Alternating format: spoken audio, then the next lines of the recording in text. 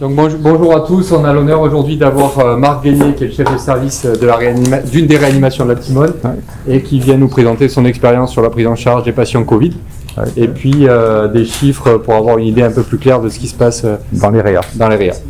Ok, merci Marc. Merci beaucoup, donc je remercie Jean-Christophe, Didier Raoult et toute son équipe de m'avoir invité aujourd'hui pour parler de ça, qui est un problème qui nous préoccupe maintenant au quotidien.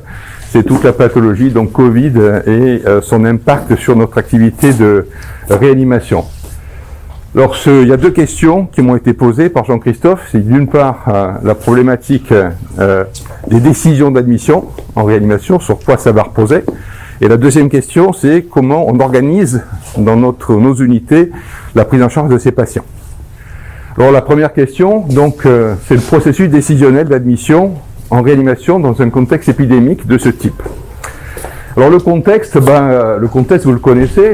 Je pense qu'on peut dire que la Covid, c'est une situation qui est pandémique à l'heure actuelle, et je ne pense pas dire beaucoup de bêtises en citant ça. Le deuxième problématique pour nous, c'est que on est face à une situation où l'équilibre entre les besoins médicaux et les ressources de réa sont totalement rompus, et c'est ce que je vais essayer de vous montrer. Nos capacités d'accueil habituelles en PACA sont de l'ordre de 500 lits avec 660 lits d'USC. En France, vous le savez, c'est affiché régulièrement sur les journaux télévisés et de l'ordre de 5700 lits.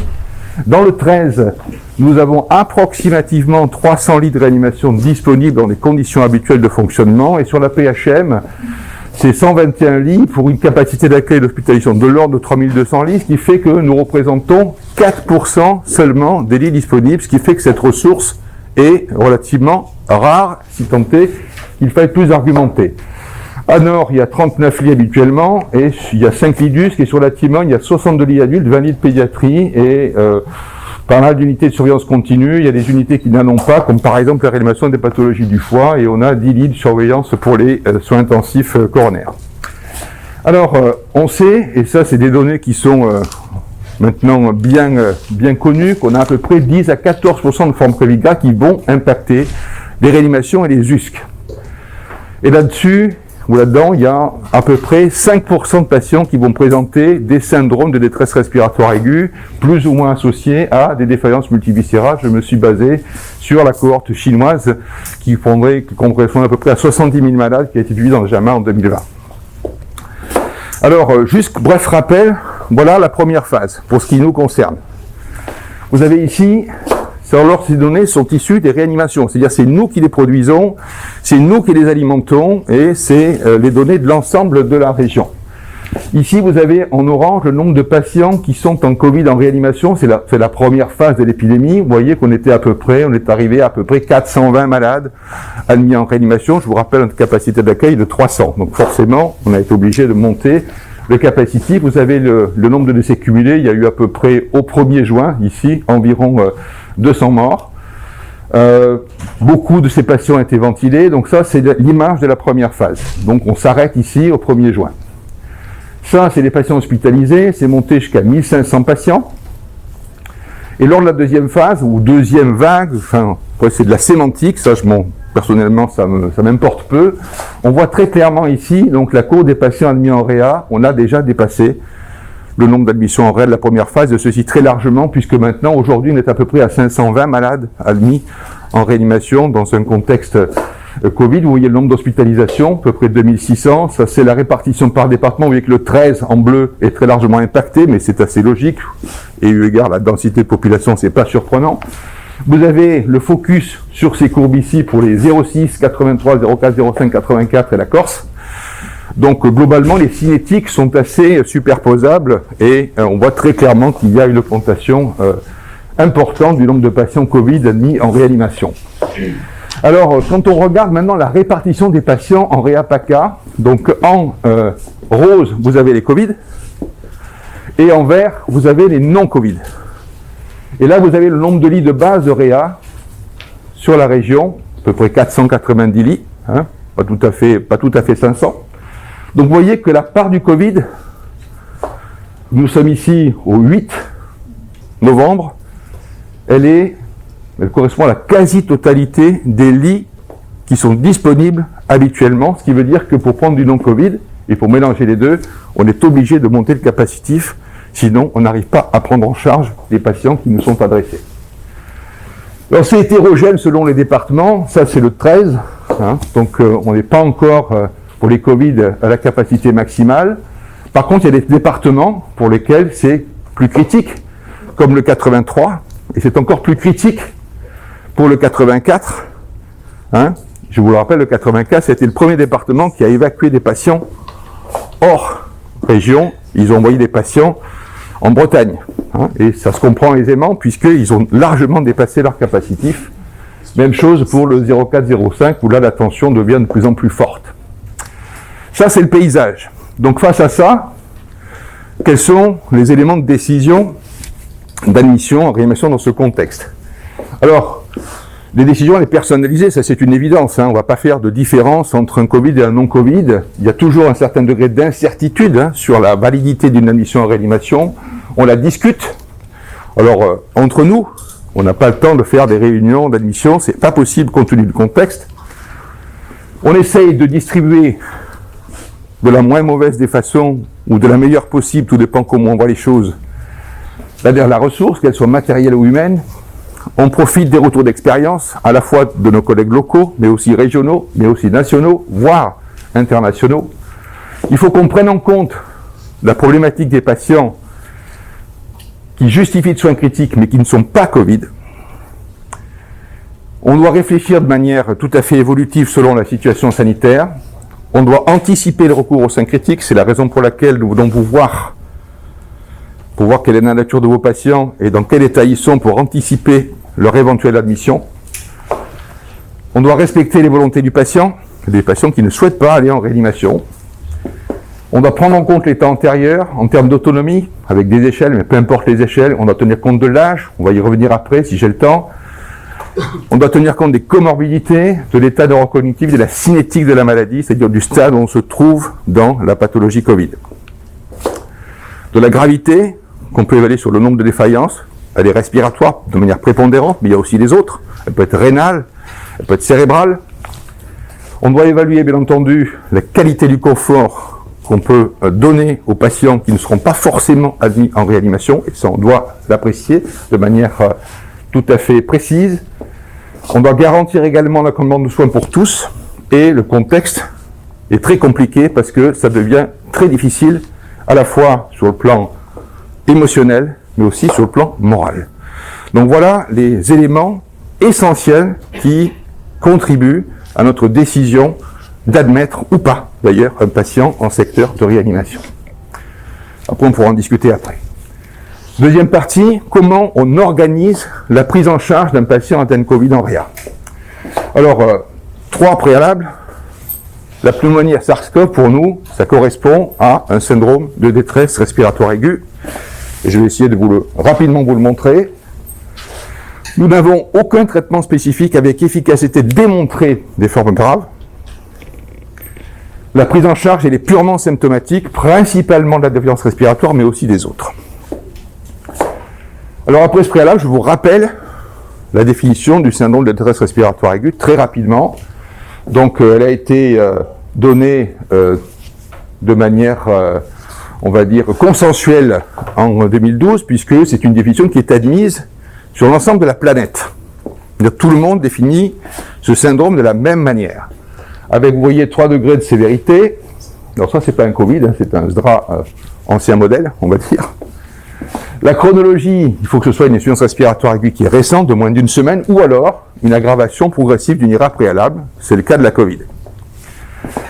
On la stratifie selon le degré d'hypoxémie sur un ratio qui est critiquable, mais c'est celui qui a été choisi parce qu'il est simple à mettre en œuvre. C'est le ratio P sur F ou PA2 sur FiO2, avec 3 stats, mineur à entre 200 et 300, modéré entre 100 et 200, et en dessous de 100, c'est sévère, avec des niveaux de pression expiratoire positive variables, comme vous le voyez.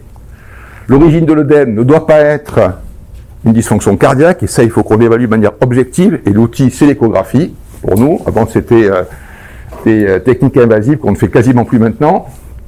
Et puis, les anomalies radiologiques, les opacités bilatérales, vous en avez l'exemple en haut à droite. et qui ne sont pas complètement expliqués par des épanchements, des nodules, des masses, des atelectasies, et on doit également étudier la cinétique des radios. Ça, c'est la définition opérationnelle. Alors les draps Covid versus non-Covid, en termes de caractéristiques mécaniques, ils sont assez superposables en termes de compliance.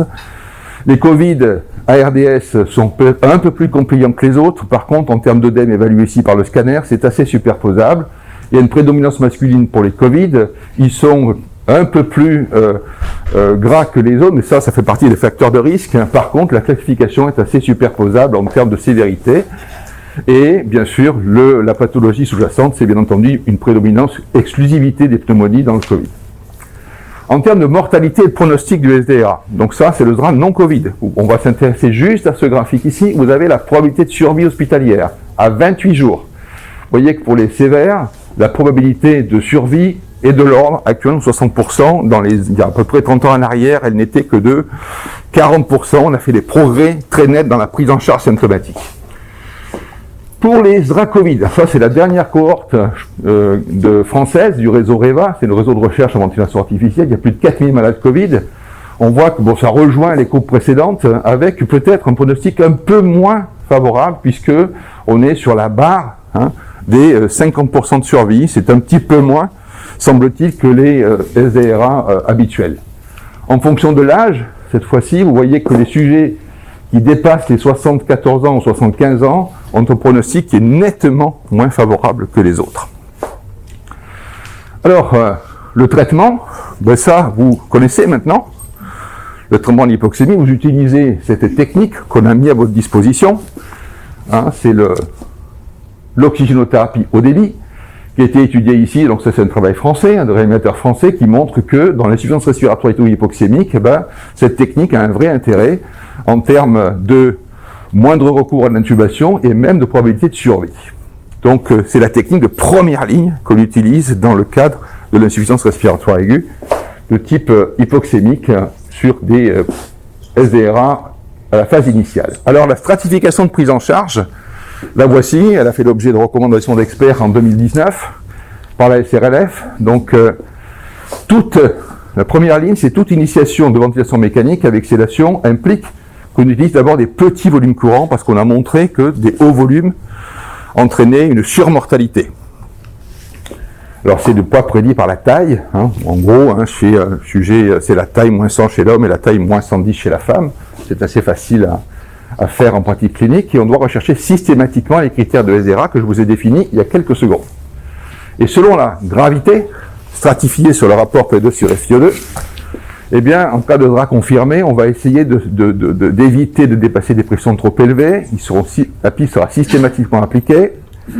Si ça se dégrade, eh bien, on va monter les niveaux de pression tout en respectant des niveaux de pression de plateau en moins de 30 cm d'eau. On pourra revenir sur ce terme si vous le souhaitez. Et ensuite, on les curarise, puis ensuite on les posture pour essayer d'améliorer le recrutement. Et quand on est dépassé, la dernière cartouche qui nous reste, si je puis dire, c'est l'assistance circulatoire ou l'oxygénation extracorporelle. Alors, on est tout autour de ces choses-là, en pratique, le VT, la PEPLAT, la PEP, et on réévalue les choses tous les jours. Ce qu'il ne faut pas faire, a priori c'est ça, la ventilation de fréquence. Ce qu'on peut éventuellement associer, sans recommandation possible, c'est l'épuration extracorporelle de CO2, nous on n'en fait pas. Et puis on peut rajouter, il y a un effet additif du DV et du NO inhalé, c'est le monoxyde d'azote inhalé qui permet de jouer un peu de manière pharmacologique sur les rapports ventilation-perfusion. Donc voilà un peu quelles sont les stratégies qu'on peut appliquer quand on prend en charge ces patients en secteur de réanimation. Donc on m'a demandé de vous faire un petit point sur le DV. Donc voilà un patient d'équipitus ventrale. Voilà la mise en œuvre quand on est face à un patient Covid. Vous voyez, c'est quand même une charge en soins qui est extrêmement lourde. Et pourquoi faire du DV ? Parce que c'est un certain nombre d'effets bénéfiques sur la fonction respiratoire et en particulier sur l'hématose. Ici, vous avez des clichés de scanner, ici un décubitus dorsal, ici un décubitus ventral. Il y a une re-répartition en fait de l'œdème, ce qui fait que on améliore par ce biais les rapports ventilation-perfusion. La compression cardiaque liée au poids du cœur diminue, en particulier dans les zones qui jouxtent le cœur. On a un déplacement caudal du diaphragme qui diminue les pressions abdominales et qui améliore le recrutement. On homogénise l'œdème On modifie également les gradients de pression pleurale quand on les tourne, donc ça permet de mieux appliquer la ventilation, et dans à peu près 70-80% des cas, on peut avoir une amélioration spectaculaire de l'hématose dans ces conditions. Et donc l'idée, c'est de recruter les alvéoles, c'est-à-dire d'augmenter le nombre d'alvéoles disponibles pour la ventilation, c'est ça l'idée.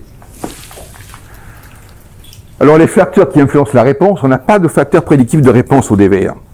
Malheureusement, on ne peut pas dire celui-là la réponse, celui-là va pas répondre. Il y a quelques éléments qui nous font dire que c'est plutôt oui ou plutôt non, mais c'est pas formel. Donc il y a la morphologie pulmonaire, il y a les propriétés mécaniques de l'appareil thoracique qu'on peut éventuellement évaluer. Il y a le temps, c'est-à-dire que les gens ont tendance à répondre au début et puis répondent de moins en moins au fur et à mesure que le SDRA évolue. Et puis l'étiologie, c'est surtout les SDRA diffus, et les Covid sont des SDRA diffus, même si effectivement on aurait plutôt tendance à penser que c'est l'inverse, mais quand on fait des scans, on voit très bien qu'il s'agit de SDRA diffus, et là ça répond particulièrement bien, et c'est souvent le cas pour ces patients. Donc ça repose cet usage sur des données cliniques. On va juste regarder celui-ci, cet essai auquel on a eu la chance de participer il y a quelques temps de ça maintenant, où on avait, quand on étudie le DV, un effet majeur sur la mortalité. Vous allez me dire, mais 32% de décès versus 16, il y a une mortalité très faible, dans le groupe DV. Mais encore une fois, c'est des essais randomisés, des patients ultra sélectionnés. Il n'est pas étonnant qu'on ait ce type de résultat. En tout cas, c'est l'essai pivot qui a fait que cette manœuvre est maintenant rentrée dans la pratique. Il devient difficile de ne pas pratiquer cette technique face à un syndrome de détresse respiratoire aiguë. Ça, c'est la courbe de survie dans le groupe DV versus le groupe décubitus dorsal. À J90, il y avait une très très forte différence entre les deux. Donc, les recommandations d'experts, c'est qu'il faut utiliser le DV en cas de SDRA sévère pour diminuer la mortalité. Je pense que personne ne va contester ça. Quand on fait les méta-analyses, quand on regarde tous les essais, on a toujours eu cette impression depuis maintenant plus de 20 ans. Bon, la première fois que j'ai mis un patient en DV, c'était en 1989. Bon, ça date pas d'hier. Alors les contre-indications, il y en a deux majeures, l'HTIC et les fractures instables du rachis. Les autres, on peut s'arranger avec. Et la dernière cartouche, c'est ça. C'est l'oxygénation extracorporelle. Alors qu'est-ce que c'est que ce dispositif? Ça consiste à récupérer le sang du patient, le faire passer dans une pompe, le passer dans un oxygénateur et de le restituer. Alors ça, c'est un dispositif avec deux canules, une canule fémorale et une canule jugulaire, et ici, il n'y en a qu'une seule. Alors ici, à Marseille, on est plutôt en tendance à utiliser cette technique. Enfin, le débit est quand même un peu plus facile à régler, et donc dans cet oxygénateur, il y a du gaz qui le rince. Alors à l'intérieur de l'oxygénateur, voilà ce qui se passe. Vous pouvez régler sur le débit de gaz en ajustant la FiO2, et vous avez une épuration de CO2 et une oxygénation du sang qui est ensuite restituée au patient. Alors voilà ce que ça donne en pratique. Donc ça, c'est une photo assez ancienne, ça date des hôpitaux sud, ça, je l'ai gardée parce qu'elle était assez... elle a 13 ans ou 14 ans, vous voyez que c'est pas une technique récente, donc c'est pas quelque chose qu'on ne connaît pas. Donc ici vous avez donc la pompe, ici vous avez l'oxygénateur, je crois que là, un peu plus près, vous avez la pompe, donc le sang du patient arrive par cette canule, il arrive dans cette pompe, il est renvoyé à l'oxygénateur, ça ressort par ici, et c'est restitué au patient. Et vous avez ici donc l'oxygénateur qui est alimenté ici par du gaz frais, qui permet, c'est un poumon artificiel, en quelque sorte. Alors ça peut rapidement devenir compliqué, parce que en réanimation, si vous avez une dialyse, si vous avez une ventilation artificielle, si vous avez une ECMO, ça fait un peu arbre de Noël, et ça complexifie, vous pouvez l'imaginer, la tâche des soignants, et la prise en charge de ces patients est particulièrement lourde et particulièrement difficile, et nécessite beaucoup de mains. Alors les indications retenues, je l'ai presque terminé, c'est l'hypoxémie sévère, avec un rapport PE2 de moins de 80, en dépit d'un ajustement fin de la ventilation, une acidose respiratoire en dessous de 7,15 qui est totalement non maîtrisable malgré l'ajustement ventilatoire, et des pressions trop hautes qui font envisager des lésions induites par la ventilation artificielle. Il y a des contre-indications qui sont relatives, par contre les contre-indications absolues, c'est essentiellement la problématique de l'anticoagulation qui sera nécessaire, même si maintenant on peut l'ajuster un peu mieux avec les nouvelles machines, ça nous permet d'avoir des anticoagulations un peu moins fortes qu'elles ne l'étaient auparavant. Alors, les effets adverses, on les connaît bien, hein, sont liés au circuit.